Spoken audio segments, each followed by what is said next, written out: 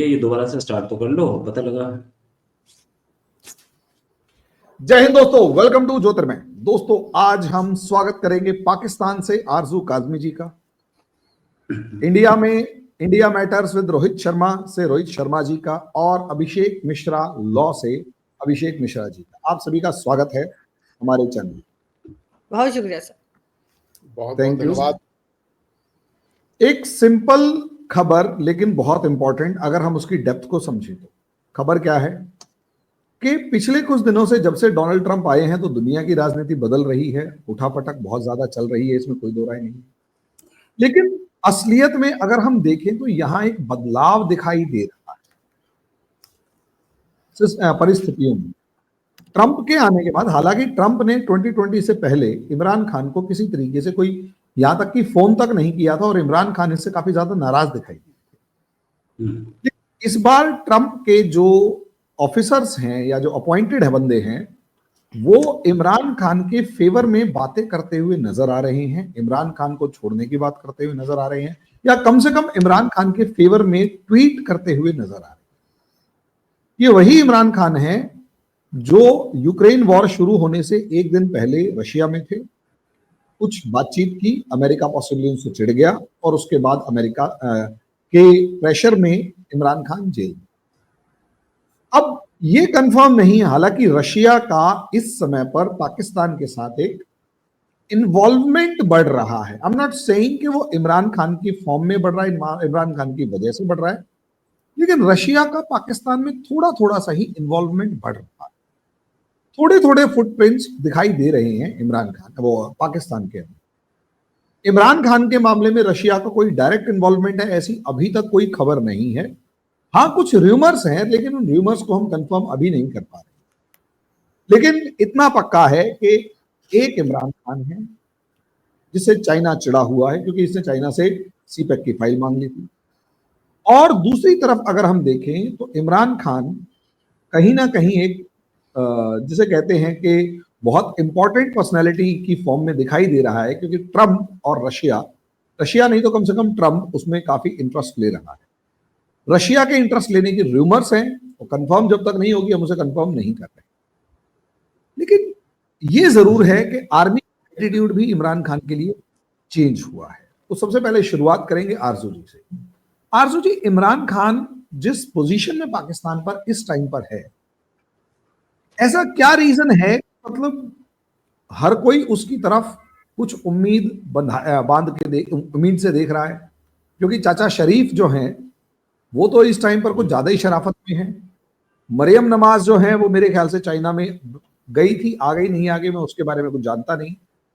वहीं अगर आप देखेंगे, हम देखें तो आपके प्रेसिडेंट यूएई में थे, उसके बारे में बहुत ज्यादा मेरे पास इंफॉर्मेशन नहीं है कि वो वापस आए नहीं आए, लेकिन मामला काफी बिखरा बिखरा सा है। ऐसे में हर कोई इमरान खान की तरफ देखने लग गया। आजू जी, इसमें आप क्या कहना चाहेंगे, क्या हो रहा है? सबसे पहले तो सर आसिफ अली जरदारी साहब जो हमारे प्रेसिडेंट हैं वो दुबई से वापस आ चुके हैं, यूएई से वापसी हो गई उनकी।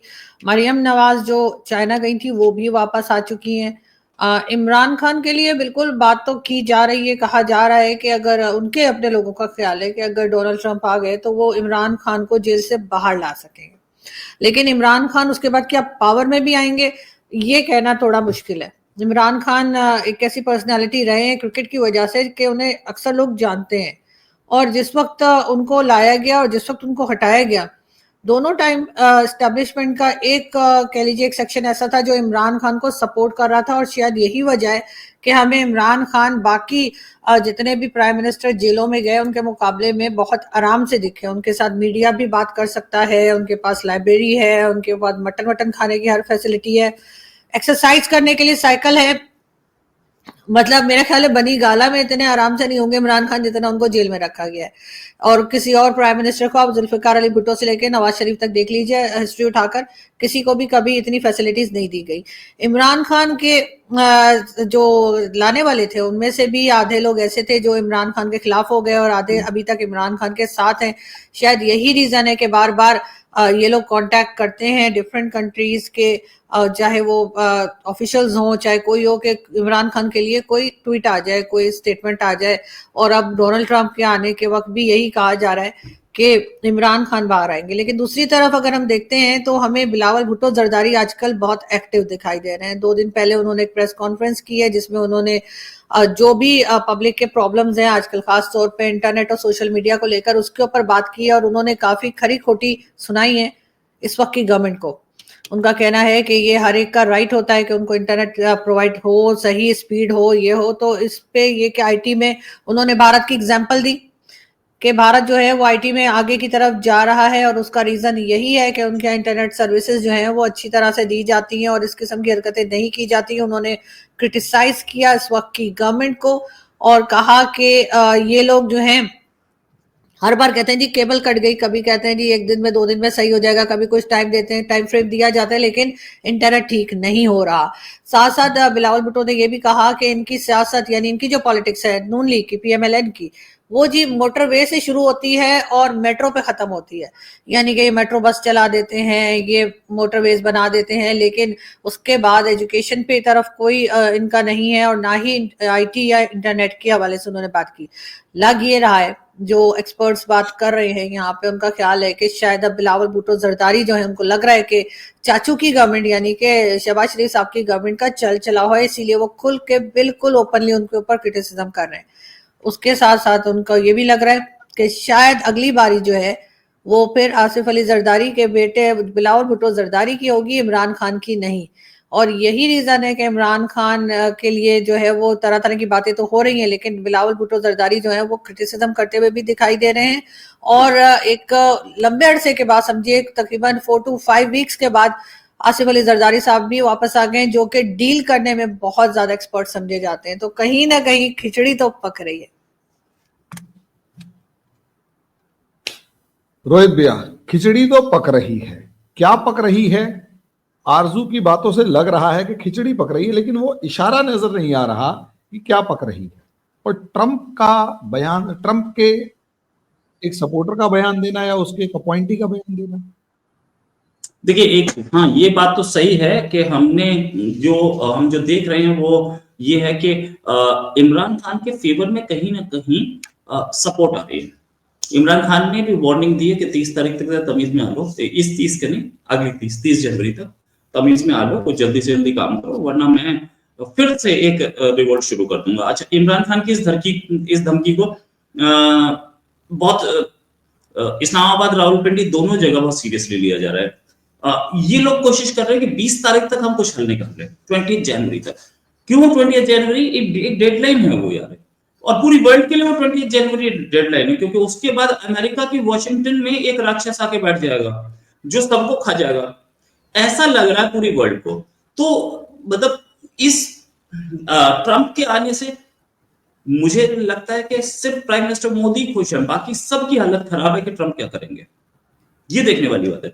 अच्छा, वो 20 जनवरी और 30 जनवरी, ये 10 दिन का जो गैप है, इसमें बहुत तगड़ी डेवलपमेंट्स हो सकते हैं पाकिस्तान में। हो सकता है कि दोबारा हम डी चौक पे हंगामे देखें, दोबारा हम देखें कि सड़कें खुद रही हैं, कंटेनर्स लग रहे हैं। ये हो सकता है क्योंकि सीधे सीधे जितनी स्पीड से काम हुआ है, जितनी स्पीड से केसेस इमरान खान के ऊपर से हटने शुरू हुए हैं या बरी होना शुरू हुआ है, ये चमत्कार नहीं है, ये कहीं से प्रेशर है। और अमेरिका और Pakistani government is in extreme pressure कि इमरान खान का कुछ जल्दी से जल्दी करो, वरना कहीं ऐसा ना हो कि इमरान खान के फेवर में इतने प्रेशर आ जाए कि हमने इसे छोड़ना भी पड़े, बेइज्जती भी करानी पड़े और ये अब की बार हमारे सिर पे नाचना शुरू हो जाए। रावलपिंडी तो खासतौर से यही सोच है। रावलपिंडी में जो भी हो रहा है वो मैं नहीं जानता, वहीं के जो उस बिल्डिंग के में जो बैठते हैं लोग वो जानते होंगे, लेकिन हाँ कहीं ना कहीं वहां भी है, घबराहट है कि क्या होगा अगर ये वापस आया। पिछली बार सुना है कि 2-3 थप्पड़ भी मार दिए थे भाई को, अगली बार आकर के वो बदला तो जरूर लेगा, और क्या करेगा क्या नहीं करेगा ये चीज। हाँ, एक चीज क्लियर है, अब इमरान खान ज्यादा दिन अंदर नहीं है। ये भी खबर आई कि रशियन एम्बेसडर ने मीटिंग की है, ये भी खबर आई कि पुतिन खुद इंटरेस्ट ले रहे हैं। रशियन एम्बेसडर की मीटिंग, पुतिन का इंटरेस्ट, 20 तारीख की डेडलाइन, ट्रंप के सपोर्ट, ट्रंप के साथ वो जो ट्रंप के अब वो एडवाइजर हैं ट्रंप के, वो साहब सपोर्ट कर रहे हैं इमरान खान को कि भाई इमरान खान को फ्री कर देना चाहिए। कितने इंटरनेशनल प्रेशर में पाकिस्तानी गवर्नमेंट काम कर रही है, ये भी देखना जरूरी है। तो कहीं ना कहीं इमरान खान का जिसे बोलते हैं रिसर्जेंस, इमरान खान के लिए जो बोला जा रहा था कि इमरान खान खत्म हो सकते हैं, ये भी एक हमने सुना ही था कि इमरान खान खत्म हो गए, अब इमरान खान के पास कुछ नहीं है। Imran Khan has immense support, और ये अमेरिका है, वो चाइना है, दो कंट्रीज हैं। अमेरिका ने, हमने देखा कि नाइजीरिया में एबियोला एक चीफ हुआ करते थे, इलेक्टेड थे, जिंदगी पूरी जेल में ही काट दी, वो जेल में ही मरे कई साल बाद। वो इलेक्टेड गवर्नमेंट को किस तरीके से एबियोला के थ्रू काम किया, एबियोला को किस तरीके से जेल में रखा गया, हमें पता है। और चाइना तो हमारे पड़ोसी देश म्यांमार में क्या हो रहा है, वो आंग सान सूची है, कितने साल से जेल में थी और फिर कितने साल से। ये लोग जब डील करते हैं तो इसी तरीके से डील करते हैं। लेकिन इमरान खान को बाहर लाने का मतलब कुछ है, कुछ सेटिंग्स हैं, कुछ तरीके हैं, और इमरान खान को कहीं से सपोर्ट है। दोनों साइड रशिया और अमेरिका दोनों कोशिश कर रहे हैं कि इमरान खान कहीं ना कहीं से उनके एम्बिट में हो। अब हम इसमें वो गेट नंबर 4 कहाँ फिट होता है और ये चाचा का ऑफिस कहाँ फिट होता है, ये दोनों भी खुद ये सोच रहे हैं कि हम इसमें कहाँ फिट होते हैं। कहीं डेवलपमेंट्स में ऐसा ना हो जाए कि हम साइडलाइन हो जाएं, और साइडलाइन जब होंगे ना तो कोई पता नहीं पाएगा। मजबूरी ये कि अमेरिका के खिलाफ जा भी नहीं सकते, क्योंकि IMF जो है is in the pocket of America, और चाइना के फेवर में जा रही, चाइना के फेवर में जाके मिला कुछ नहीं है, और चाइना भी परेशान है इनसे। मतलब चाइना में भी करप्शन है, लेकिन इन्होंने जो करप्शन दिखाया, चाइना की आंखें फटी की फटी लगी कि इतना भी कर सकते हैं, तो वो भी हुआ है। चाइना कई बार बोल चुका है कि अबे यार तुम्हें जितने पैसे दो सब तुम हजम कर जाते हो यार, तुम्हारा पेट है क्या है। तो वो कहानी भी है। तो चाइना बहुत ज्यादा पैसा देने के मूड में नहीं है, कर्जा सिर पे बहुत है, तो इस समय अमेरिका की जरूरत है और अमेरिका के खिलाफ नहीं जा सकते। इमरान खान को ये पूरी कॉन्फ़िगरेशन अच्छी तरह से पता है, इमरान खान को ये भी पता है, और ये सारी ब्रीफिंग्स हो रही हैं। तो ये रशियन एम्बेसडर की मीटिंग जो है वो ये बताती है कि फ्यूचर कहीं ना कहीं इमरान के हाथ में। लेकिन एक चीज और आ रही है कि चचा जा सकते हैं और वो बिलावल आ सकते हैं एज प्राइम मिनिस्टर। अटकलें हैं अभी, सिर्फ ये जिसे बोलते हैं कि रूमर्स कह सकते हो ये, लेकिन ये कहानी, अटकलें बहुत स्ट्रॉन्ग हैं। और एक चीज इसमें फिर क्लियर होती है कि बिलावल आए या इमरान आए, चाचा का जाना तय है। चाचा कब तक जाएंगे, वेट एंड वॉच।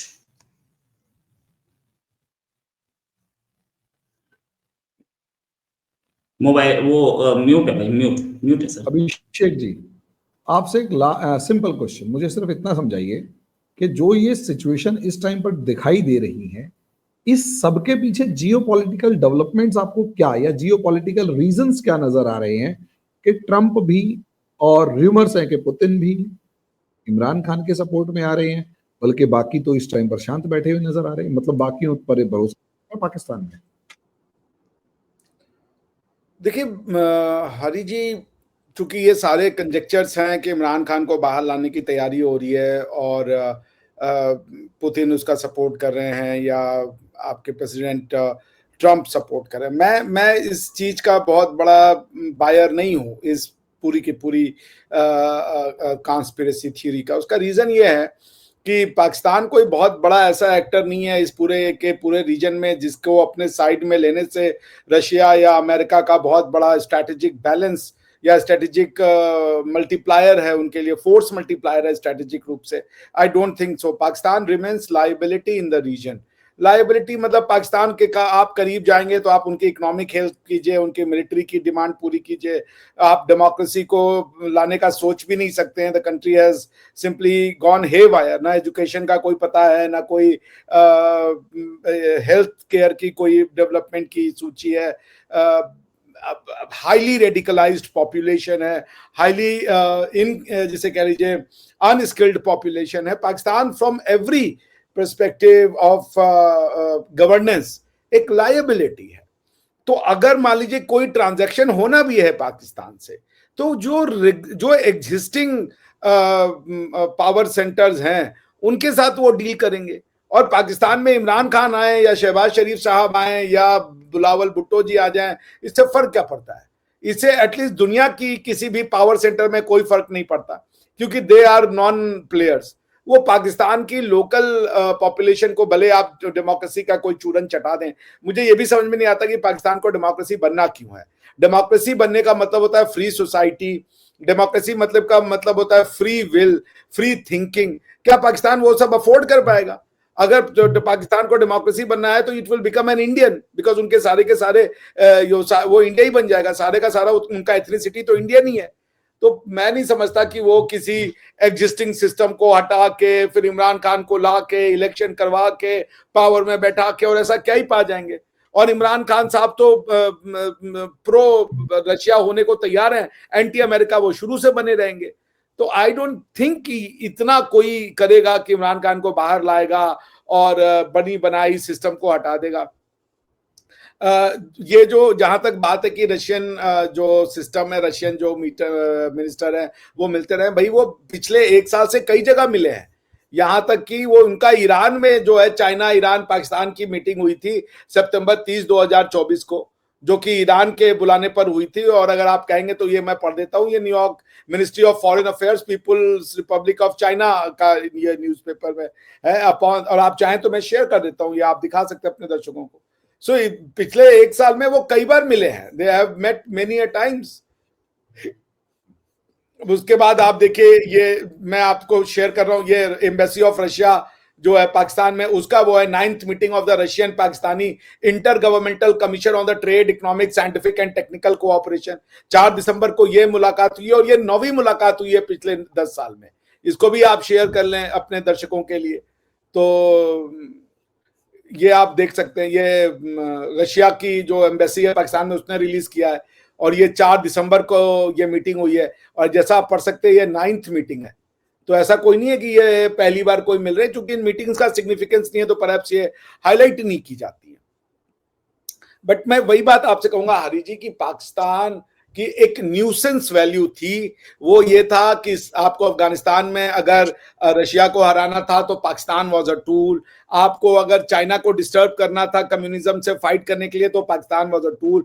अब धीरे धीरे जो है ये अलाइनमेंट, ग्लोबल स्ट्रेटेजिक अलाइनमेंट या जियोपॉलिटिकल अलाइनमेंट फिर से रिकैलिब्रेट की जा रही है। अब इंडिया और चाइना पास आ रहे हैं, इंडिया चाइना रशिया बहुत तेजी से उभरता हुआ एक गठबंधन है, जिसमें अमेरिका को भी सोचना होगा कि वो कैसे इस जो पॉसिबल गठबंधन है उसको वो फाइट आउट करेंगे। क्योंकि ट्रंप साहब का तो एक ही है मागा, उनका जो पॉलिटिकल पिच है वो मागा है, make America great again. He is not going to look outward towards outward of America, वो इनवर्ड ही देखेंगे। वो कोई इंटरनेशनल पॉलिटिक्स में इनका कोई इंटरफेरेंस नहीं होगा। उन्होंने प्रॉमिस किया है कि हम कोई कॉन्फ्लिक्ट का पार्ट नहीं पड़ेंगे, नो वॉर फ्रॉम अमेरिका। उन्होंने कहा है सारी की सारी जो ऐसी कंपनियां जो अमेरिका से बाहर मैन्युफैक्चरिंग करती है उनको हम यहाँ लाएंगे, और अगर वो यहाँ नहीं आते हैं हाई टैरिफ लगाएंगे। सो मागा में वो बिजी होंगे, उनको क्या मतलब है पाकिस्तान में इमरान खान साहब से उनको ट्रेड करना है या डील करना है या उनको शहबाज शरीफ से डील करना है। तो हमारे आप वो तो नाम भी नहीं ले पाएंगे, आई डोंट थिंक कि उनको पता भी होगा।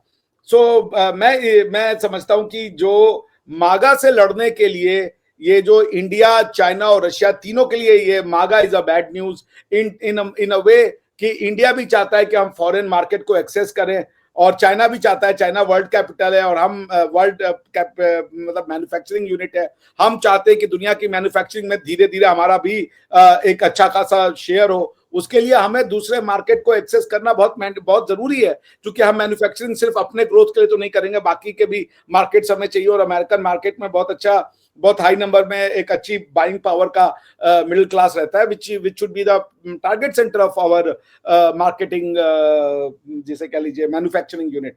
तो इसलिए तीनों कंट्रियां आएंगी साथ में कि अमेरिका के इस चैलेंज को, जो वो कह रहे हैं कि हमारे यहाँ बनाओ, हमारे यहाँ से बेचो, उसको कैसे काउंटर किया जाए और अपना मैन्युफैक्चरिंग सेंटर जो है या अपना मैन्युफैक्चरिंग डिपार्टमेंट जो इकोनॉमिक ग्रोथ का है उसको कैसे मेंटेन किया जाए। ये एक इंटरेस्ट होगा इस पूरे गेम में, पूरे ग्रेट गेम में। पाकिस्तान इज नोवेयर, कोई उनकी सिग्निफिकेंसी नहीं है इस सब।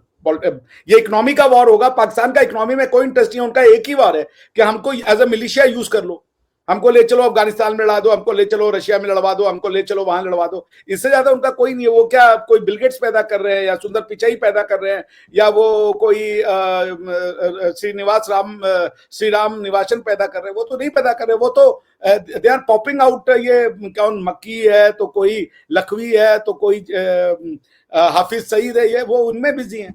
दे आर, जब तक दुनिया वो लड़ रही थी वो बहुत इंपॉर्टेंट है। अब दुनिया वॉर ऑफ गन में इंटरेस्टेड नहीं है, दुनिया war of economics and trade में इंटरेस्टेड है। उसमें Pakistan is a no player, is insignificant. Arzoo ji, सच में अगर इस टाइम पर हम लोग एक स्टूडियो में बैठे होते और अभिषेक जी इस तरीके से पाकिस्तान के बारे में बोल रहे होते, या इस तरीके से अभिषेक जी ने पाकिस्तान के बारे में बोला, कोई इंडिया के बारे में बोल रहा होता, तो अब तक तो कुछ गड़बड़ हो चुकी होती। आप क्या कहना चाहेंगे? पाकिस्तान की कोई न्यूसेंस वैल्यू के अलावा कोई वैल्यू नहीं है। इकोनॉमिक वॉर के अंदर पाकिस्तान की कोई एग्जिस्टेंस नहीं। पाकिस्तान सिर्फ मिलिशिया सप्लाई कर सकता है। मतलब जिस अभिषेक जी ने बोला, दिमाग हिला देने वाली बात है। आप इस पर कुछ तो डिफेंड करेंगे पाकिस्तान को?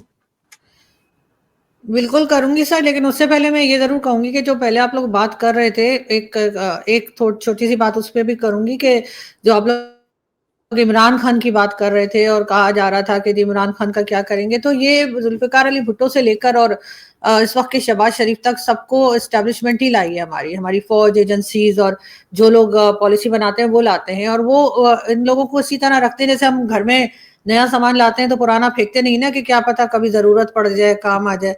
तो इसी तरीके से इनको रखा जाता है कि कभी उनको कहना चाहिए कि बिलावल भुट्टो को लाएंगे तो इमरान खान काम आ जाएंगे, इमरान खान को हटाना होगा तो जो है नवाज शरीफ काम आ जाएंगे। तो इसलिए ये म्यूजिकल चेयर चलती रहेगी और किसी वक्त भी इनको इमरान खान की जरूरत पड़ सकती है। तो इस वजह से इमरान खान को जो है वो कहीं ना कहीं से ये बताया जा रहा है, दिखाया जा रहा है कि जी अमेरिका हमें कह रहा है, और अमेरिका तो आप जानते ही हैं कि अमेरिका से हम पैसे लेते हैं और क्या कुछ करते हैं, तो अमेरिका को हम कैसे इनकार कर देंगे, बाहर नहीं निकाला जाएगा। तो और बाहर ये खुद निकालना चाहते हैं, ये खुद चाहते हैं कि इमरान खान बाहर आ जाए, क्योंकि बहुत टाइम हो गया और अंदर बैठ के इमरान खान पहले से ज्यादा पॉपुलर हो गए, पहले से ज्यादा हीरो बन गए। तो अब इनको ये है कि बाहर लाएं तो कैसे लाएं, उसके लिए कोई बहाना तो चाहिए।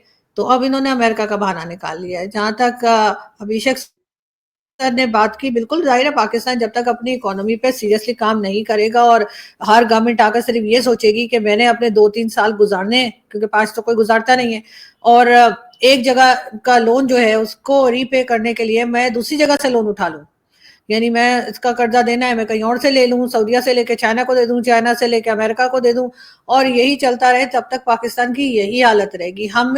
हम पाकिस्तान में होते हुए कई पाकिस्तानी जो है वो बुरा भला भी कहते हैं, लेकिन हम जैसे लोगों को, लेकिन हमें ऐसा लगता है हमारे बगैर दुनिया नहीं चल रही। हमें लगता है कि हम जिस जगह पर पाकिस्तान है, हमें ये बड़ा बताया जाता है कि जी आपको पता है पाकिस्तान जिस जगह पर है कितनी जरूरत है लोगों को, चाइना को जरूरत है, अफगानिस्तान को, अमेरिका को जरूरत है। उनको ये समझ में नहीं आ रहा कि अब लोगों ने अपना रूट चेंज कर लिया है, अब वो कहीं और से चले जाएंगे, अब उन्हें सीपीसी नहीं चाहिए, अब वो चाबहार पोर्ट पे भी जा सकते हैं या कोई और रास्ता निकाल लेंगे। जब आप लोग अफगानिस्तान अपनी कोई सामान भेजना चाह रहे थे, पाकिस्तान ने बहुत नखरे दिखाए, कई बार कहा गया कि भाई जाने दो, अपने रूट टैक्स ले लो, कुछ ले लो, तो लोग कहते थे नहीं जी, अगर उन्होंने ट्रक के अंदर कुछ और डाल दिया तो हम क्या करेंगे, वो तो हमें पकड़वा देंगे, वो तो हमें और बदनाम कर देंगे। भाई आप ट्रक चेक कर लीजिए, आपके पास क्या ये फैसिलिटी भी नहीं है कि आप चेक कर सकें? तो लेकिन इन्होंने जाने नहीं दिया, इन्होंने एक जिद बना के रखी थी। तो जाहिर उसके बाद आप ऐसे सब वक्त बदलता है, लोग इनरेलीवेंट हो जाते हैं। हमारे आम लोग भी जो हैं, अगर आप उनको देखें, अगर वो अपने आप को अपडेट नहीं करते, चाहे किसी भी फील्ड के हो, उनकी जगह दूसरा आ जाता है और फिर वो रोना पीटना शुरू कर देते हैं, जी हम तो बहुत बड़े इंटेलेक्चुअल है, हमें सुनी कोई नहीं रहा। तो वो वाली चीज जो है ना, वो पाकिस्तान के साथ हुई हुई है कि पाकिस्तान ने अपने आप को एक जगह पे जो है कह लीजिए कि जमा दिया है, बिल्कुल फ्रीज कर दिया है। हम ना तो कुछ सीखने को तैयार हैं, ना कुछ मानने को तैयार हैं। ठीक है, कंट्रीज इंसानों की तरह कंट्रीज से भी गलतियां होती हैं, और अगर हम उसको एक्सेप्ट कर लें, चले सामने मत कीजिए, आप मत कहिए लोगों के सामने, मगर अपने आप में तो समझिए ना कि आपने गलत किया है। जितनी वॉर्स आपने लड़ी भारत के साथ, जो कुछ हुआ बाकी कंट्रीज के साथ, हमसे हर कोई नाराज है, सिर्फ भारत अकेला तो नहीं है। अगर भारत अकेला होता आप कह देते जी भारत कोई प्रॉब्लम है, लेकिन हमारे साथ तो कोई कंट्री भी खुश नहीं है। तो कहीं ना कहीं कुछ तो गड़बड़ होगी। अगर हम उसको मान जाए, अपने दिल में मान जाए, ना सामने माने। वैसे तो जैसे आप बात कर रहे थे कि जी इनको अभी रोहित शर्मा कह रहे थे कि इनको शायद शर्म आ रही है कि इमरान खान को बाहर कैसे लाएं, तो इनको घबराहट हो रही होगी। शर्म हम लोगों को नहीं आती। अगर हमें शर्म आती होती ना, हम बहुत पहले ठीक हो गए होते। हमें तो अगर कोई शर्म दिलाए तो हम उल्टा उसके पीछे पड़ जाते जूते चप्पल लेके कि ये तो गद्दार है, ये तो कंट्री के खिलाफ बोल रहे हैं। तो इनको असल में प्रॉब्लम ये है कि अब ये इस बात को समझ तो रहे हैं लेकिन मान नहीं रहे कि अब हमारी जरूरत नहीं रह गई दुनिया को। अब आपको काम ही करना पड़ेगा। अब बैठे बैठे आपके सामने रोटी कोई नहीं रखेगा। आप ठीक होंगे तभी आप चलेंगे। और अब दुनिया जो है वो इस तरह के लोगों की जरूरत नहीं है कि आपने वो कोई ग्रुप बना दिया तो आपने वहां भेज दिया मारने के लिए, कोई और आपने इस तरह के क्रिएट कर दिया। एक जमाने में शायद होता होगा ऐसा, लेकिन अब नहीं होता। लेकिन ये उसी जमाने में रह रहे हैं, अनफॉर्चुनेटली आगे बढ़े ही नहीं। और ये हमारी स्टेब्लिशमेंट में सबकी यही प्रॉब्लम है, गवर्नमेंट समेत। ये अभी तक उसी जमाने में रहते हैं। और जबकि जो नई जनरेशन है हो सकता है वो कुछ समझदार हो गई हो, लेकिन अभी तो फिलहाल कुछ सही होता हुआ दिख नहीं रहा मुझे। रोहित जी, हरी भाई एक सेंटेंस बोल दूं, बस एक सेंटेंस बोलूंगा भाई। आरजू जी जैसा अगर पाकिस्तानी होना तो बड़ा ब्राइट फ्यूचर है, मगर अनफॉर्चुनेटली माइक्रोस्कोपिक पर्सनैलिटीज जो होती हैं वो किसी कंट्री को डिफाइन नहीं करती। मैं कई बार बोल चुका, वो एक्सेप्शन होती हैं, वो कंट्री का रिफ्लेक्शन नहीं। जहां तक मैं जानता हूं, बाकी अभिषेक जी आपके और रोहित जी से भी मैं इस मामले में ज्ञान प्राप्त करना चाहता हूं। रोहित भैया, पाकिस्तान के बारे में जिस तरीके से अभिषेक जी ने कहा और फिर आरजू ने कहा, कंक्लूडिंग फॉर्म में आपसे मैं पूछूंगा और आपके बाद फिर रोहित जी अभिषेक जी के पास जाऊंगा कि पाकिस्तान कोई बड़ा प्लेयर नहीं है, इररिलेवेंट है, न्यूसेंस है, इकोनॉमिक वॉरफेयर के अंदर कहीं ना कहीं पीछे है। दुनिया इसको टूल की तरह इस्तेमाल कर।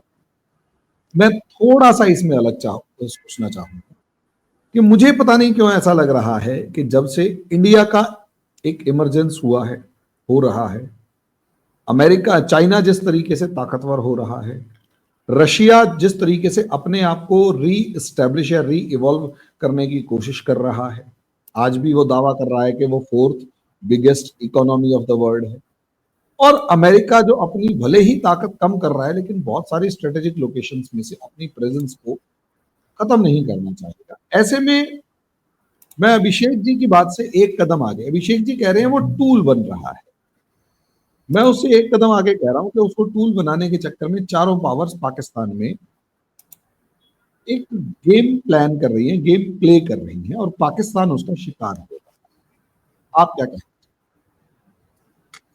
यार एक चीज देखो, पावर गेम है, प्लान है, तो बिना पावर गेम के तो कोई वर्ल्ड चलती नहीं है, बिना प्लान के तो वर्ल्ड चलती नहीं है। लेकिन हाँ, पाकिस्तान कभी भी इंपॉर्टेंट नहीं था, बात तो मैं भी मान रहा हूं, आप भी मान रहे हो, हम तीनों एक पेज पे तो है कि पाकिस्तान कभी भी इंपॉर्टेंट नहीं था। जब इतना इंपॉर्टेंट नहीं था तो फिर इतनी एड क्यों मिली अमेरिका से? पाकिस्तान इंपॉर्टेंट नहीं है, पाकिस्तान की लोकेशन इंपॉर्टेंट है। उसी लोकेशन से आगे तेल निकल सकता है, उसी लोकेशन से गैस निकल सकती है, लोकेशन इंपॉर्टेंट है। और पाकिस्तान में कोई आदमी अंदर घुसे जरूरी है। क्यों? क्योंकि वो एक ट्रांजिट रूट भी बनता है। चाइना को वो ट्रांजिट रूट नहीं लेने देना है। चाइना बीआरआई बना रहा है, बीआरआई जो बनाता है ना, वो ये कोशिश करता है कि बीआरआई में जहां जहां मैं बनाऊं वहां मैं घुस जाऊं और फिर निकलूं ना। तो ये भी एक तरीका है। मैं मान रहा हूं कि इंपॉर्टेंट नहीं है, लेकिन वो उसकी जो जियो स्ट्रेटेजिक लोकेशन है, वो एक पाकिस्तान में बैठ करके आप सारे तुर्कमेनिस्तान, उज्बेकिस्तान, इन पूरे स्थान पे नजर रख सकते हो, ईरान पे नजर रख सकते हो, इंडिया पे रख सकते हो, चाइना पे रख सकते हो, कश्मीर पे रख सकते हो। थोड़ा एक्सटेंडेड नेबर पे जाओ तो आपके सामने नेपाल भी खड़ा होता है, खासतौर से तिब्बत आपके सामने होता है, खासतौर से वो उग्युर प्रोविंस, वीगर्स जो है वो आपके सामने होते हैं। बड़ी स्ट्रेटेजिक लोकेशन है। एक एयरबेस वहां पर किसी के लिए भी बहुत बहुत जैसे बोलते हैं फायदे का सौदा है। और कश्मीर की इससे भी ज्यादा स्ट्रेटेजिक है, इसीलिए कश्मीर इतने साल से सॉल्व नहीं हो रहा है। तो ये देखने वाली बात है कि एवरीबॉडी वांट्स के शॉर्ट टर्म गेम खेला जाता है पाकिस्तान में, लॉन्ग टर्म गेम कभी नहीं खेला जाता। अब आप बोलेंगे लॉन्ग टर्म गेम पूरी दुनिया में कहाँ खेला जाता है? सही बात, पूरी दुनिया में भी नहीं खेले जाते, लेकिन पूरी दुनिया में मीडियम टर्म तो खेला जाता है। पाकिस्तान के साथ मीडियम टर्म भी नहीं होता, पाकिस्तान के साथ ये होता है शॉर्ट टर्म। आज फायदा ले दे, थैंक यू, नेक्स्ट फायदे की जरूरत पड़ेगी फिर कॉल करूंगा, वो सिचुएशन होती है पाकिस्तान के साथ। पाकिस्तान को आप इस एंगल से ले सकते हो कि आज ट्रांजिट रूट दिया पाकिस्तान ने, कल पाकिस्तान जियाउल हक के जमाने से हम लोग देख रहे हैं, जियाउल हक को भी पैसा ऑफर किया गया था, जियाउल हक ने बोला कि इतने पैसे में नहीं देता मैं आपको रूट्स। यस, हुआ है, पाकिस्तान को बार्गेनिंग पता है। लेकिन वहां पर एक आदमी ऐसा बैठा हो जो कि पावर हंग्री है, जो कि सेल्फ ऑब्सेस्ड है, जिसको ये लगता है कि मैं तो पैदा ही हुआ था इस पाकिस्तान को का प्राइम मिनिस्टर बनने के लिए, और ये जितने लोग पाकिस्तान की कुर्सी पे बैठते हैं सारे के सारे ये सब मेरी कुर्सी छीन के बैठे हैं। उस आदमी को सपोर्ट करके बिठा दो तो वो अपनी कुर्सी बचाने के लिए आपके सपोर्ट में रहेगा। अगर इमरान खान इतने ही इररिलेवेंट हैं तो इतना बड़ा फर्स क्यों है, इतना बड़ा पंगा क्यों है? इसलिए कि Imran Khan is a power to reckon with. Imran, ये भी बात सही है कि जो भी आके बैठता है एस्टेब्लिशमेंट बैठाती है, जो भी आके बैठता है गेट नंबर 4 से ही आता है।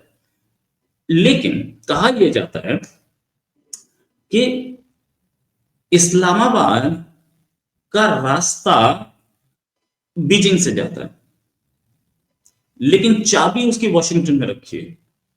आपको बीजिंग से आना है, वॉशिंगटन से चाबी उठानी है, तब आप इस्लामाबाद पहुंच सकते हो। इस समय इमरान खान के साथ वॉशिंगटन वाली चाबी तो है, इसमें कोई शक नहीं। ये देखना बहुत जरूरी होगा कि अब गेट नंबर 4 से कैसे रिस्पॉन्स आता है। Imran is going to be a problem with in the next 45 days. अगले 45 दिन में या तो इमरान बाहर है या पाकिस्तान एक और क्राइसिस में घुस रहा है, ये बिल्कुल clear. That's it. Abhishek ji, concluding mark बताइए कि इसमें आप क्या कहेंगे कि पाकिस्तान इररिलेवेंट है, ज्योग्राफिकल लोकेशन इररिलेवेंट नहीं है? बहुत ही बढ़िया क्वेश्चन है। मैंने कभी ये नहीं कहा कि पाकिस्तान इररिलेवेंट है, मैंने कहा ये जो नया ग्रेट गेम है उसमें पाकिस्तान की रोल इररिलेवेंट है। यानी कि ट्रेड गेम जो होगा पाकिस्तान को रूल आउट नहीं किया जा सकता। उसका रीजन ये है कि वो एक इम्पोर्टेंस उस जगह में रखता है इन केस कि वो न्यूसेंस वैल्यू ना बढ़ा दे, या आप दूसरी जो उसके साथ हेल्प ले सकते हैं वो हेल्प, जैसे एक्सेस टू वाटर हो गया या दूसरे जो ट्रेड रूट्स हैं उसके लिए आपको एंगेज करना पड़ेगा। मगर वो पाकिस्तान की भी जरूरत है या वो पाकिस्तान की ज्यादा जरूरत है। क्या ये कहना कि ये पाकिस्तान के बिना दुनिया में ट्रेड नहीं होगा या आज के डेट में ये जो चीजें नहीं चल रही हैं, दुनिया ग्रो नहीं कर रही है, वो मैं नहीं मानता। मेरा ये कहना है कि बिल्कुल पाकिस्तान एक इम्पॉर्टेंट रोल प्ले करेगा इन अ वे कि लोग उसके साथ इंगेज होना चाहेंगे, मगर वो ट्रेड गेम में, उस गेम में उसका कोई रोल नहीं है। जैसे जब आप चेस बिछाते हैं तो जो प्लेयर चेस खेलते हैं उसमें 3 ही चीजें होती है, गोटियां, चेस और दोनों प्लेयर। उसके अलावा और भी लोग होते हैं जो उस पूरे गेम में काम कर रहे होते हैं। पाकिस्तान का वो एक पेरिफेरल रोल रहेगा, मगर उसका मेन रोल कि वो उस वर्ल्ड गेम का पार्ट नहीं है जो कि ट्रेड क्या होगा, उस ट्रेड का फ्यूचर कितना होगा, उसका वॉल्यूम कहां पे जाएगा, वो ट्रेड किस देशों में कितना फायदा पहुंचाएगा, उस पार्ट। क्या पाकिस्तान एक बहुत बड़ा मार्केट हो ऐसा कि भाई ये इनकी बाइंग कैपेसिटी है, इसके हिसाब से हम इनको देखें, उस हिसाब से मैंने कहा कि इतना कोई सरदर्द नहीं लेगा कि इमरान खान को जेल से निकाले, उनको एक पोजीशन पे बैठाए और उसके बाद उनसे डील करे। जो बात दादा कह रहे हैं या आप कह रहे हैं या जो आरजू जी कह रही है वो तीनों सही है, और इन डीलिंग्स के लिए तो वो इस्टेब्लिशमेंट से बात कर लेंगे। अगर इस्टेब्लिशमेंट इमरान खान को नहीं चाहती, दुनिया जानती है कि इमरान खान जेल में इसलिए नहीं है कि पब्लिक उनको जेल में चाहती है, इमरान खान जेल में इसलिए है कि पब्लिक उनको चाहती है बहुत ज्यादा और उनको इस्टेब्लिशमेंट नहीं चाहती। मगर पब्लिक माने घंटा in Pakistan, let's be honest about it. Pakistan में वही होगा जो इस्टेब्लिशमेंट चाहेगी। क्योंकि अगर आप जरा सा वहां पे अच्छी आवाज, अच्छे 4-5 प्रोग्राम कर दीजिए तो आपको मेल आने लगता है कि हेलो भाई बड़ा ज्यादा उड़ रहा है, तू जरा आजा ऑफिस में बात कर ले मुझसे। ये तो हालत है। आप 4 एक इंडिपेंडेंट पॉइंट नहीं बोल सकते फ्री होकर के, जो एस्टैब्लिशमेंट नहीं समझती। मैं ये कह रहा हूं कि ये सारी चीजें जो दादा ने कहरवाई वो बहुत इंपॉर्टेंट है, वो होनी भी चाहिए। आपने भी जो कहा उस पर भी मैं सहमत हूं, मगर उसके लिए इमरान खान को बाहर लाए। वो कहेंगे जी मुझे आपसे डील करना है, legitimacy of the Pakistani army तो रहनी चाहिए, क्योंकि वही डंडे के थ्रू काम करवा सकते हैं। लोगों का कोई इंटरेस्ट नहीं है दुनिया का कि हम पाकिस्तान में डेमोक्रेसी लाएं। उन्होंने कहना है जी इनको और इस्लाम चाहिए, इनको 4 गुना ज्यादा और दे दो, हमारा जी काम बनाओ तुम, हमारा यहां से आइटम जाना चाहिए, हमको तेल की पाइपलाइन चाहिए, हमको एनर्जी चाहिए, तुमको इस्लाम चाहिए, और वो तालिबान के लेवल पर चाहिए वो भी ले लो भैया, हमको कोई ऑब्जेक्शन नहीं है। वो कह रहा है पाकिस्तान की आर्मी कह रही है बहुत बढ़िया जी, आप हमको मुल्क चलाने दें, आपको क्या चाहिए आप हमें बताइए।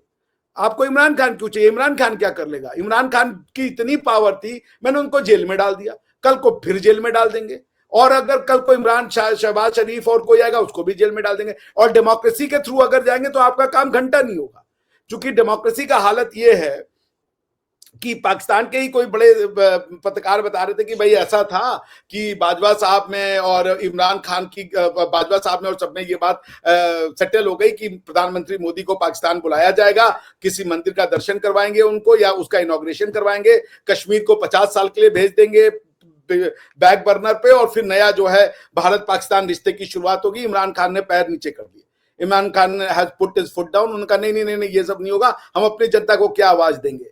तो पॉइंट ये है कि अगर ये सिर्फ आर्मी के पास में होता तो मोदी साहब आ जाते, लेकिन चूंकि डेमोक्रेसी इन्वॉल्व की मोदी साहब नहीं जा पाए।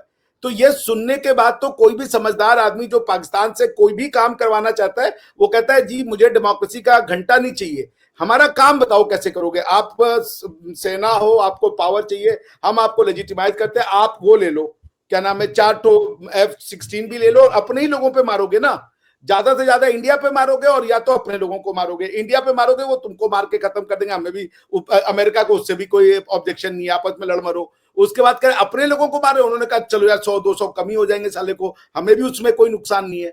तो वो अगर उनको एयरक्राफ्ट दे दे वो अमेरिका का काम करेंगे और अमेरिका का पैसा भी लेंगे, समझ रहे हैं आप। तो अमेरिका को उससे कोई ऑब्जेक्शन नहीं होने वाला है। ऑल आई एम सेइंग, जो मैं कह रहा था कि Pakistan is not a significant player of trade, Pakistan is a significant player कि वो ट्रेड कहां से कैसे जाएगा उस जगह का इंपॉर्टेंस है, तो उस पर वो काम करवा लो। वो एक जिसे समझ लीजिए रेंट होल्डर तो हो सकता है, वो आपके बस का कंडक्टर तो हो सकता है, क्लीनर तो हो सकता है, पर वो न तो बस का डिजाइनर हो सकता है, न तो उसकी टेक्नोलॉजी का वो हो सकता है निर्माता, न तो किसी और तरीके का काम। उनका काम यह है कि बस 1000 किलोमीटर जली है, बहुत गंदा हो गया, आके झाड़ पोंछ दो, ठीक है ना। That's what I am trying to say कि ये सब के लिए कोई भी अगर समझदार एस्टैब्लिशमेंट है या जिसको पाकिस्तान से कोई भी काम कराना है, वो चाहेगी कि एक ऐसा कोई विंडो हो जहां पे हम कहें कि ये भाई काम हो जाना चाहिए हमारा, और वो काम हो जाए। और वो तो आर्मी करवा सकती है और कोई करवा नहीं सकता वहां पे पाकिस्तान में। तो वो आर्मी को कभी वीकेंड नहीं होने देंगे, और आर्मी का नंबर 1 दुश्मन है इमरान खान, क्योंकि जो इमरान खान ने आर्मी के घर में घुसवा करके, आपको याद होगा ना वो लाहौर पे लोग घुस गए थे और कोर कमांडर के घर से क्या वो जहांगीर का तख्त व ताज ले आए थे, और वो पता नहीं क्या कोर कमांडर के घर से क्या क्या उठा के ले आए थे। तो वो तो उनकी तो सूजी हुई है ना, आप समझ रहे हैं। ये वही वाली हालत है कि इमरान खान बार बार आर्मी को फोन करके कहता है हेलो सूजी है, और उसके बाद वो अपने आदमियों को छोड़ देता है। Imran Khan is not going to come back because army doesn't want him to come back। जब तक आर्मी को ये लगेगा कि ये दोनों लोग जो हैं ये पपेट की तरह काम कर रहे हैं, ये इन दोनों को रोटेट करवाते रहेंगे, Imran Khan is not going to see the light of the day. और आर्मी ही डील करेगी अमेरिका से, चाइना से, रशिया से, कोई भी इनके इलेक्टेड, पाकिस्तान के इलेक्टेड गवर्नमेंट से मिलने में इंटरेस्टेड नहीं है, बिकॉज दे नो इनके पास कोई पावर नहीं है। पुतिन मोदी जी को गलत लगा सकते हैं, शहबाज शरीफ को नहीं लगाएंगे, क्योंकि उनको भी पता है कि यार ये तो कान में वही नहीं डाल पा रहे, क्या नाम है वो ट्रांसलेशन करने वाला जो इक्विपमेंट है, तो उनको भी पता है इनको बस दूर से हाय हेलो करो। लेकिन हाँ, मेन डीलिंग करनी है तो आप बुलाइए, जो भी आसिम मुनीर साहब है या जो भी है वही करेंगे डीलिंग, और उसके लिए पाकिस्तान इंपॉर्टेंट है और रहेगा। इससे ज्यादा उनकी कोई वैल्यू, जो मैं समझता हूं, कि और आने वाले ट्रेड गेम में कोई बहुत ज्यादा उनकी यूटिलिटी नहीं होगी, सिवाय इसके कि they will play a peripheral role जिसे कहते हैं कि वो प्ले। जी मेरा एक क्वेश्चन पूछने का मन है और इसलिए मैं पूछूंगा आरजू जी आपसे, कुछ भी कर लो इमरान नहीं आने वाला, कंक्लूडिंग 30 सेकंड्स। क्या चीज? कुछ भी कर लो इमरान खान नहीं आने वाला। अभिषेक जी का लब्बो लुबाब मुझे ये नजर आया। हाँ नहीं, अभी फिलहाल तो इमरान खान नहीं आने वाले, लेकिन मैं अभिषेक जी से बिल्कुल डिसएग्री करती हूँ। क्या वो जी बस को साफ करना है तो रख लेंगे और पता नहीं क्या करना है। नहीं सर, हम टिकट कलेक्टर बनेंगे, समझा करें, पैसा वैसा लिया करेंगे ना, टिकट देंगे और पैसा लेंगे, वो अलग काम भी हमारा है, तो वो हमारा ही रहेगा। ऐसी बात नहीं कि पाकिस्तान की कोई इंपॉर्टेंस नहीं है। अगर पाकिस्तान की कोई इंपॉर्टेंस ना होती तो अमेरिका भला वर्ल्ड बैंक IMF से क्यों हमें पैसा दिलवा रहा होता। तो ये तो थोड़ी बहुत इंपॉर्टेंस रह गई है, बहुत मामूली सी है, लेकिन है जरा सी, इससे तो आप नहीं हट सकते। I'm so sorry, मैं टोक रहा हूँ आपकी। वो जो आपको मिलता है वो इसलिए कि no one wants Pakistan to wither away, लोग नहीं चाहते पाकिस्तान टूट जाए, क्योंकि इसके अंदर से जो मवाद निकलेगा ना, ये जो आपने 24 करोड़ जो दिमाग बनाए, दुनिया के लिए सरदर्द हो जाएगा। लोग चाहते हैं कि ये कन्फ्रंट्रेटेड, इसीलिए लोग, इंडिया भी चाहता है पाकिस्तान चलता रहे भैया। अगर IMF नहीं दे रहा तो हम आपको 1 बिलियन देंगे कि चलाओ, क्योंकि ये जो निकलेंगे ये कहां जाकर के परेशानी का घर बनेंगे, कोई नहीं चाहता। जो लोग कहते हैं पाकिस्तान का भी टूट नहीं सकता, तो उनके लिए वो तो 71 में टूट चुका है और उसका रिजल्ट भी आप देख रहे हैं। पाकिस्तान नहीं टूट सकता है, वो जो हम कहते हैं वो हम फिजिकल और उसकी बात करते हैं। मेरा ये मतलब है जो जहनियत पाकिस्तान बना चुका है, दुनिया नहीं चाहती कि वो पाकिस्तान से निकले, क्योंकि आप देख लीजिए दुनिया में कहीं भी टेररिस्ट एक्टिविटी होती है उसके पीछे एक हमारे पाकिस्तानी चचा जान, भाईजान, फूफा जान जरूर रहते हैं फटने के पीछे। तो दुनिया नहीं चाहती, दुनिया में आज ईरानी भी जाकर के बम विस्फोट उतना नहीं करते जितना पाकिस्तानी करते, इसलिए दुनिया चाहती है और सीरियसली चाहती है कि पाकिस्तान चलता रहे, वरना ये 30 करोड़ लोग जो हैं ये बावले हो चुके हैं भैया। इनको कुछ उनको जिस तरीके से जहनियत और दुनिया पढ़ाई गई है वो उनको कुछ समझ ही नहीं आता। ये कभी पैलेस्टाइन जाने को तैयार हैं। ये आप देखिए, अभी इटली ने एक पाकिस्तानी मौलाना को निकाला, हरिमोहन जी जानते होंगे। फ्रांस ने जिस मौलाना को निकाला वो भी पाकिस्तानी थे। और उसके बाद आप दुनिया में जो भी आज इस्लामिक प्रीचिंग होती है वो आपके लोग कर रहे हैं भाई। दुनिया चाहती है आप करें, खूब करें, मगर अपने घर में करें, इसलिए आपको वो घर दे दिया गया है। No one wants Pakistan to wither away. अगर पाकिस्तान टूटा तो उसको समेटने में दुनिया के पसीने छूट जाएंगे, क्योंकि इनके पास तो न्यूक्लियर वेपन भी है, वो भी टैक्टिकल वाला है। तो सर उसके लिए सर पहले तो 26 करोड़ है, 30 करोड़ अभी हुए नहीं, क्यों मतलब ऐसी बातें कर रहे हैं आप। दूसरा ये कि अगर आप लोग चाहते हैं पाकिस्तान ना टूटे, आप लोगों के लिए पॉपुलेशन कैसी बातें कर रही है। नहीं, अगर आप लोग चाहते हैं कि हम आपका दर्द-ए-सर ना बने, तो फिर 2 ट्रिलियन में डील डन करें। 2 ट्रिलियन रुपए दे दिया आपको, आप अंदर ही रहे। रुपए नहीं चाहिए। क्या हो गया? डॉलर नोटों का बादशाह चाहिए। रुपए तो इनके भिखारी नहीं मांगते, वो भी रियाल लेते हैं, दिनार लेते हैं। आपको दुनिया उतना ही पैसे देगी जितने में आप भिखारी बने रहे, ये याद रखिएगा। दुनिया का 2 इंटरेस्ट है, आप टूटे नहीं, क्योंकि आप टूटे जैसे यूरोप टूटा था 1919 में, दुनिया के लिए सरदर्द नहीं बना। लेकिन अगर आप कहीं टूटे तो भाई दुनिया के लिए सबसे बड़े तो आप हमारे लिए सरदर्द बनेंगे। तो इसलिए दुनिया आपको उतना ही पैसे देती है कि आपका बस पेट हल्का सा भरा रहे मगर भूख लगी रहे, ताकि आप उससे ऊपर सोच ना पाए। और वही आपके साथ मतलब मैं आपकी बात नहीं कर रहा हूं, मैं वही कह रहा हूं, या पाकिस्तान अपना स्टेटस खुद सुधार ले, पढ़ ले, दुनिया के साथ जुड़ जाए। पाकिस्तान ने अपना इंटरेस्ट दुनिया से अलग किया हुआ है ना। पाकिस्तान दुनिया को इस्लाम की नजर से देख रहा है, अमेरिका काफिर है, वो काफिर है जी, काफिर है, सारी दुनिया ही काफिर है भैया, हम ही बस एक ज्ञान का बंबा है। तो दुनिया कह रही है ठीक है, आप इसी हिसाब से चलिए, अपने घर में रहिए, हम नहीं चाहते कि आप टूटे, इंडिया नहीं चाहता आप टूटे। आज की डेट में आपको अगर टूटना भी हो तो 100 साल बाद टूटिएगा, अभी तो हम कतई नहीं चाहते, क्योंकि ये भाई कौन लेगा, ये कहां जाएंगे ये लोग, ये किसी के नहीं बन सकते, ये अपने खुद के नहीं बनेंगे, ये पाकिस्तान के नहीं बनेंगे। आप सोच लीजिए, तालिबान और पाकिस्तान लड़ रहे हैं, दोनों इस्लामिक हैं, भाई मैं तो ये समझ नहीं तो पा रहा सर हूँ कि ईरान इराक भी तो लड़ रहे थे ना, ईरान और इराक भी तो लड़ रहे थे, तब तो वो आपको ये शिया जोश सुन्नी नहीं की आया। लड़ाई थी, वो चले जाने दें, वो उनकी वो 1400 वाह साल वाह से वाह, लड़ रहे हैं। वो लड़ रहे थे तो जाने नहीं, नहीं, दे, नहीं, हम लड़ रहे 1400 तो। साल से लड़ रहे हैं आरजू जी, वो नहीं, 1400 नहीं, साल से लड़ रहे हैं। मगर मैं ये कह रहा हूं, पाकिस्तान इस्लाम के नाम पे बना है, तालिबान इस्लाम के नाम पे बना है, ये सारे हिंदू और बुद्ध कन्वर्टेड लोग हैं। इनमें से जन्नत कौन जाएगा? पाकिस्तानी जन्नत जाएगा या वो अफगानी जन्नत जाएगा? मैं इस चिंता में सो नहीं पा रहा हूं कि कौन सर किसको मान रहा है। दोनों जाएंगे और वहां जाके भी एक दूसरे को चपेड़े मार रहे होंगे। दोनों दोनों जाएंगे जन्नत जा रहे हैं। वहां पे भी लड़ रहे होंगे। ना हाँ, वैसे ये वाला तो लॉजिक सुना ही नहीं, जन्नत जाके ये लोग लड़ेंगे या नहीं लड़ेंगे? लड़ेंगे लड़ेंगे सर, ऐसी क्या बात है, यहाँ लड़ते रहे वहां भी लड़ेंगे, टाइम नहीं पास होगा ना, वरना टाइम पास कैसे करेंगे? तो आप और सोच जब लीजिए, एक ओपन बॉर्डर है पाकिस्तान और अफगानिस्तान के बीच में, ये हालत है। आपको टूटना अभी हम अफोर्ड नहीं कर सकते, आप अंदर से टूटेंगे। आपको, आपके टूटने का मतलब है आपको नॉलेज का टूटना पड़ेगा, जो आपने गलत सीख लिया है उसको आपको टूटना पड़ेगा। आपकी ज्योग्राफिकल टूट फूट से दुनिया इंटरेस्टेड नहीं है। सब चाहते हैं कि भैया आप उसमें बहुत सॉलिडली रहें, क्योंकि अगर आप टूटे तो आप, कोई भी ऐसा यूनिट नहीं है, केपीके अपने आप को नहीं चला पाएगा, सिंध अपने आप को नहीं चला पाएगा, पंजाब अपने आप को नहीं चला पाएगा, दुनिया ही आपको चलाएगी। दुनिया ही अभी कौन पैसे चला रहे सर? अभी हम खुद चला रहे, अभी तो दुनिया ही पैसे दे रही है, तो हम चल रहे मगर आप एक जगह तो है ना, हम 4 जगह चलाते फिरेंगे। उसमें फिर ये कि आप अभी तो आपके आर्मी से डील हो रही है, पंजाब की आर्मी है, सिंध में हम किससे डील करेंगे, केपीके में हम किससे डील करेंगे?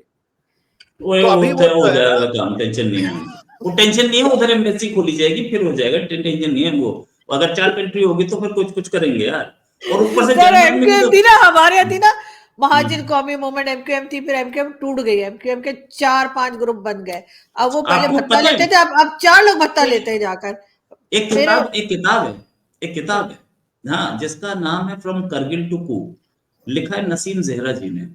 उसमें एक जगह है स्कर्दू, वो पाकिस्तान के कश्मीर में है। उस स्कर्दू में मीटिंग हो रही है, और मीटिंग में जनरल परवेज मुशर्रफ बता रहे हैं, उसके ये उसी किताब में लिखा है, नसीम जहरा की किताब में। मीटिंग में एक बोर्ड पे मैप लगा के दिखा रहे हैं अपने परवेज मुशर्रफ के, हमारी आर्मी यहाँ से यहाँ घुस गई है, और ये करगिल एरिया है, और यहाँ से घुस करके हम इंडिया के इस रोड को हम वो कर देंगे, ब्लॉक कर देंगे, तो इंडिया का ले जाने का रास्ता बंद हो जाएगा। ये पूरी ब्रीफिंग के बीच में नवाज शरीफ साहब ने सिर्फ एक ही क्वेश्चन पूछा कि ये कबाब कहाँ से लाए, बड़े टेस्टी हैं। जिस कंट्री में प्राइम मिनिस्टर को ये चिंता नहीं कि सारे न्यूक्लियर वॉर होने वाली है, वो कबाब का टेस्ट पूछ रहा है, वहां से आप खा पी के मरना चाहते हैं हम लोग, भूखे नहीं मरना चाहते। दादा उस मीटिंग के बारे में ये भी कहा जाता है कि नवाज शरीफ को पता ही नहीं था कि ये सब कहाँ हो रहा है। उनको ये नहीं पता था कि ये कारगिल इम्पेंडिंग हो रही है। और कराची, आपने कराची का नाम तो सुना होगा ना, कराची में अक्सर समुद्री तूफान आ रहा है। कराची में सर, कराची में अक्सर बताते हैं समंदरी तूफान आने वाला है, तो लोग जो है वो समंदर के पास जिनके घर है वो छोड़ के चले जाए या किसी आगे के एरिया में चले जाए। तो उस वक्त सुनने में यह है कि बहुत सी फैमिलीज ऐसी होती है जो कहती है यार आलू के पराठे बना लो, इसके पराठे बना लो, खा पी के मुझे 1 मिनट तो हम लोग खाने पीने में ज्यादा फोकस रखते हैं, टेंशन मत। मैं एक चीज बहुत इंपॉर्टेंट बोलना चाह रहा हूँ। देखिए, हम चाहते हैं कि पाकिस्तान की ज्योग्राफी न टूटे, पाकिस्तान की आइडियोलॉजी टूटे, क्योंकि जब तक ये पाकिस्तान की आइडियोलॉजी नहीं टूटेगी जो भारत, पाकिस्तान और अफगानिस्तान में रहती है, तब तक हमें चैन नहीं मिलेगा। और पाकिस्तान की उस आइडियोलॉजी को टूटना, चूंकि आप इस प्रोग्राम में अगर आप नहीं होती तो मैं उसको और खुल के बोलता, अगर पाकिस्तान की उस आइडियोलॉजी को टूटना है तो उनको भूख ही तोड़ेगा। जब भूख से उनके दिमागों में गर्मी चढ़ेगी ना, उनको समझ में आएगा कि जिस आइडियोलॉजी से वो चल रहे हैं अब वो उनको नहीं चला पाएगी, और ये सेल्फ रियलाइजेशन होगा। अभी अगर पाकिस्तान टूट जाएगा ना, ये वही करेंगे जो बांग्लादेश में हुआ, हिंदू गद्दार है तो ये काफिर गद्दार है, तो इसकी वजह से हम टूट गए। लेकिन जब ये अंदर से, जब इनके लोग इनसे पूछेंगे ना कि तो हमें खाना, सर बच्चन साहब की मूवी का डायलॉग, ऊपर वाला भूखा जगाता जरूर है, भूखा सुलाता नहीं, तो बस मेरा ख्याल है बच्चन साहब का ये भी डायलॉग है, रिश्ते में हम तुम्हारे बाप लगते हैं। भाई ऐसा है, रिश्ता बदल जाता है, समझ रहे ना, और नाम है शहंशाह। तो मैं क्या कह रहा हूँ, ये लोग बाप बदल देंगे, एक बार भूख तो लगने दीजिए।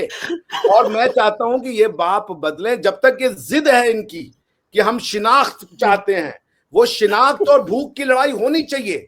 बंदूक की लड़ाई मैं नहीं चाहता। मैं चाहता हूं पाकिस्तान में शिनाख्त और बंदूक की लड़ाई हो, शिनाख्त और भूख की लड़ाई हो। उसमें भूख जीतेगी, शिनाख्त हारेगी, उस दिन पाकिस्तान टूटेगा सही मायने में, और फिर अपने आप वहां पे पीस आएगा परमानेंट। शिनाख्त और भूख की लड़ाई होने दीजिए आप, मैं कह रहा हूं आपसे, और वो होके रहेगी, क्योंकि ये शिनाख्त और भूख की लड़ाई यूरोप ने लड़ी है, शिनाख्त और इसकी लड़ाई यहूदियों ने लड़ी है, और आज सब कहते हैं इंडिया हमारी मां है। तो इसलिए मैं कह रहा हूं, रिश्ते में हम तुम्हारे बाप लगते हैं, मगर हमें बाप बनने दीजिए एक बार जरा। और मैं फिर से कहूंगा कि हमने बांग्लादेश तोड़ा, वो बांग्लादेश फिर से जुड़ेगा, ये रक्तबीज है। आप पाकिस्तान को 44 भाग में तोड़िएगा, वो इस्लाम का ऐसा उनको चस्का लगा हुआ, फिर से जुड़ेंगे। इसलिए अंदर से इम्प्लोड होने दीजिए। शिनाख्त और भूख की लड़ाई जिस दिन होगी ना, मैं आपको लिख के दे रहा हूं, उस दिन शिनाख्त कहीं दूर उठा के फेंक दी जाएगी इन लोगों के द्वारा ही, क्योंकि अभी इनकी भूखें मिट रही हैं। जिस दिन ये भूख शिनाख्त के ऊपर चढ़ के नाचेगी, पाकिस्तान का आइडिया टूटेगा, और ये मैं आपको लिख के दे।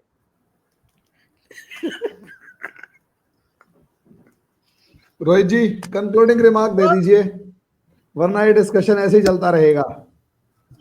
देखो एक चीज समझिए कि जो बड़े जोश में बोला डॉक्टर साहब ने और बड़ी सारी चीजें बोली, मैं अब क्या बोलूं, लेकिन हाँ, पाकिस्तान का जो हो रहा है हमारे सामने है, और ये शॉर्ट टर्म मतलब ये तो बहुत लॉन्ग टर्म में चलेगा ना, अगले मतलब कल जब तक कली 40 साल में होगा, लिख लीजिएगा।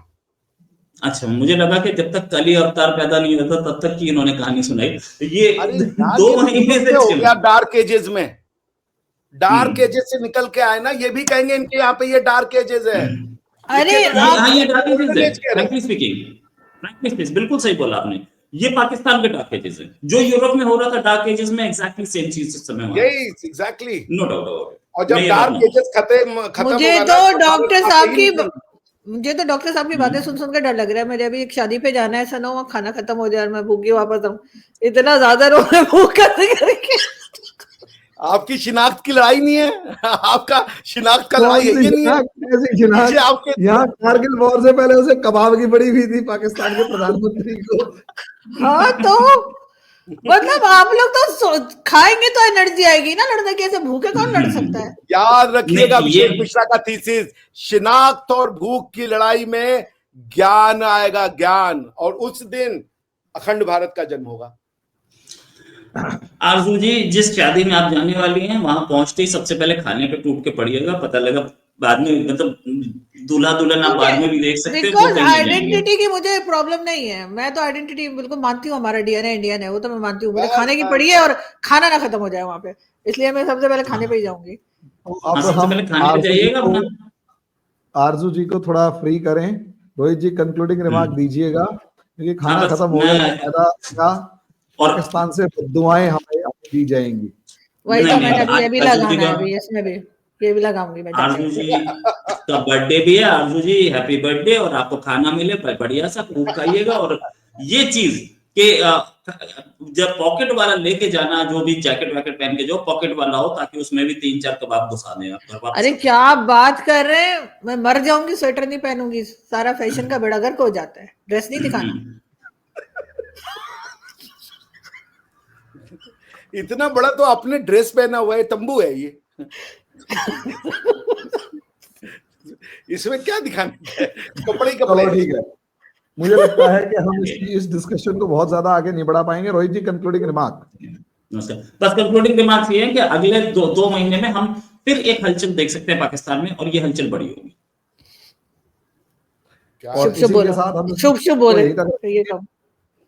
अगले वीडियो में अगले टॉपिक पर डिस्कशन करेंगे रोहित जी का India matters with Rohit Sharma से, आरजू जी का आरजू काजमी यूट्यूब चैनल, और अभिषेक मिश्रा जी का अभिषेक मिश्रा लॉ। इन सब का आप सभी का बहुत बहुत धन्यवाद जो आपने हमें टाइम दिया। तब तक के लिए धन्यवाद। मेरे चैनल को भी लाइक करें, सब्सक्राइब करें, शेयर करें, बेल आइकन जरूर दबाएं। Thank you.